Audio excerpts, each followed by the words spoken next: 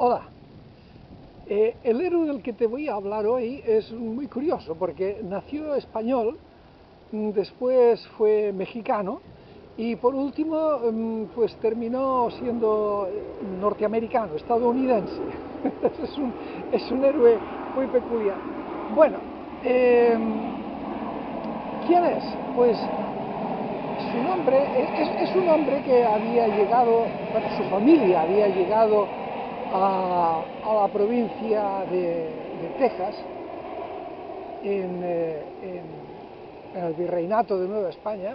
Pues su familia había llegado desde Canarias, nada menos, ¿no? Y su nombre es Juan Nepomuceno Seguín. Este hombre, hay un pueblo que tiene su nombre en el estado de Texas. Está cerca de Austin, de la capital, la autopista que va desde Houston a Austin. Allí tienes un pueblo que se llama Seguin. Y bueno, se le considera que es uno de los héroes de la independencia de Texas. Es una historia muy curiosa y que denota que debió ser un hombre muy especial. Este hombre era de los pocos hispanos que había en el estado de Texas cuando México se hizo independiente, ¿no? Entonces se calcula que había unas 2.000 personas, o quizá máximo 3.000, pero de 3.000 no pasaba, ¿eh? Y, y entonces, bueno, pues ocurre que había pues unos norteamericanos habían hecho acuerdos con el gobierno mexicano para que les dejaran colonizar, comprar tierras, en resumidas cuentas, en el estado, en el área de Texas, y el estado accedió. Bueno, traían dinero, ¿eh? Era negocio, era buen negocio, solamente les puso como condición pues que tenían que hacerse católicos y que tenían que ser, bueno, ser mexicanos, obviamente. Bueno, pues ya aceptaron y bueno, y aquí pues había un número muy notable, llegó a ser como unos 30.000, o sea, es decir, que había muchos más eh, eh, inmigrantes del área angloamericana que los propios criollos hispano-mexicanos, ¿no? De la población indígena ni se habla, estos ni los contaban, ¿no?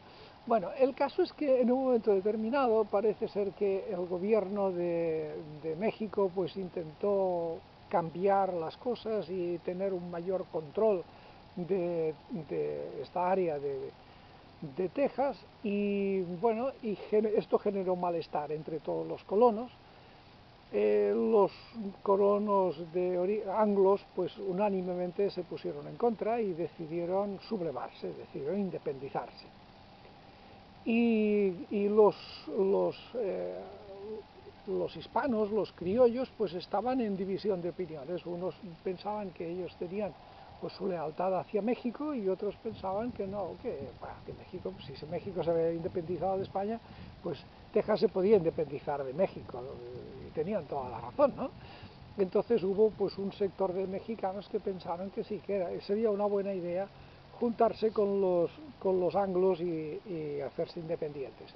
Y uno de ellos fue este Juan Nepomuceno Seguín, un hombre que, bueno, pues era una familia importante, bueno, dentro de lo que cabe, una familia importante que habían tenido pues cargos de representación en la política. Y entonces, pues nada, en cuanto empezó a ponerse, este se puso del lado de los sublevados, por decir así, ¿no? Y este estuvo en el famoso lugar de El Álamo, ¿eh? Que se han hecho tantas películas y tantas cosas, incluso aparece por lo menos en la última película que se ha hecho sobre El Álamo, aparece el personaje Juan Seguín. Lo ponen un poco así como curioso, pero bueno, él llegó allí pues con un grupo también de hispanos como él, ¿no? Es decir, que se juntaron pues con los anglos que estaban dentro del Álamo para resistir y decir, pues nada, nosotros no nos rendimos. El caso es que parece que como la cosa se iba poniendo cada vez más negra, el coronel Travis, que era el que estaba a cargo del Álamo, pues le pidió a Juan Seguín que tratara de saltar el cerco que les tenían hechos las tropas mexicanas para ir a buscar refuerzos.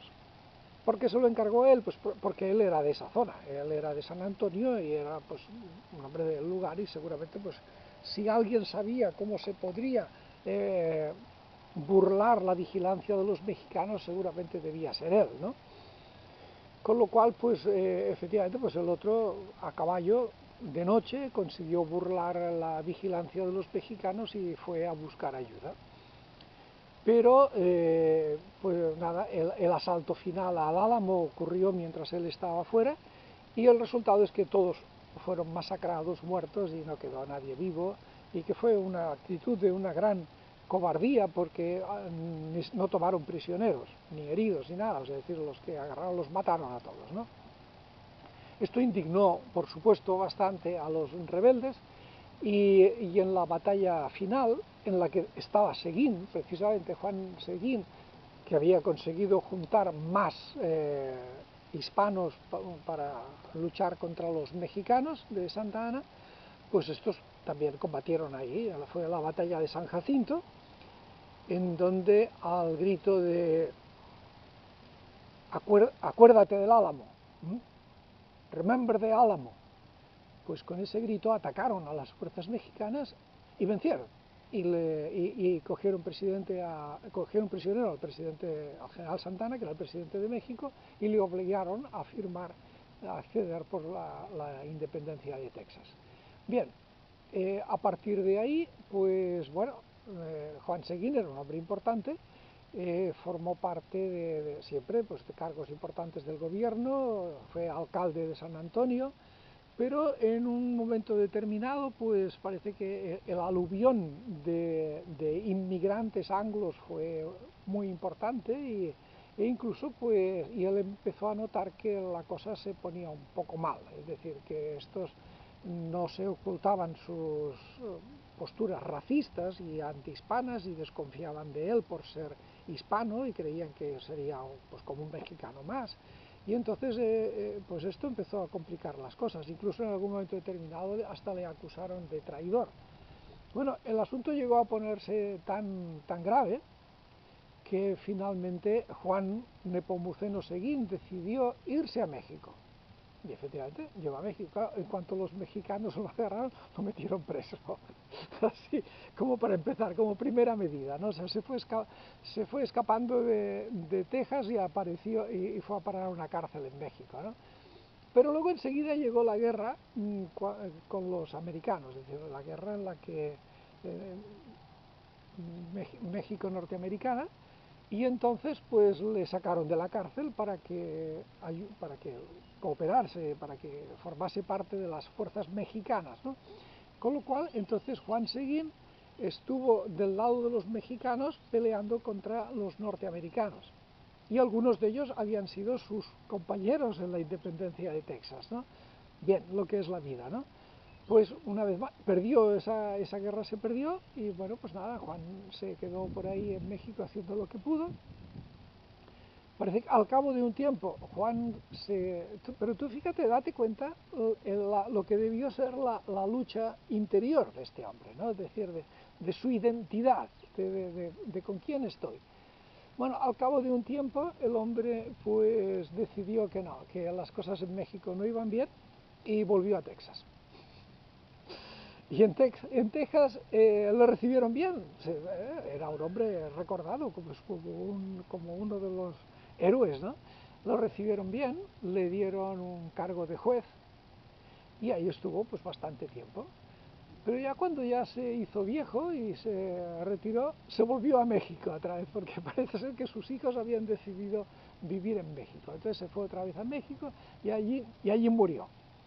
Pero ya muerto, el gobierno de Texas, del estado de Texas, quería tenerlo aquí, porque quería tener sus restos, lo querían honrar como uno de sus héroes, es decir, había estado en el Álamo, se había salvado por nada del Álamo y había sido uno de los combatientes de la batalla de San Jacinto. Entonces lo trajeron y efectivamente está enterrado en Seguín. Juan Seguín está enterrado en Seguín, y se le recuerda pues con mucho cariño, con mucha veneración, con mucho respeto, como un auténtico héroe, ¿no?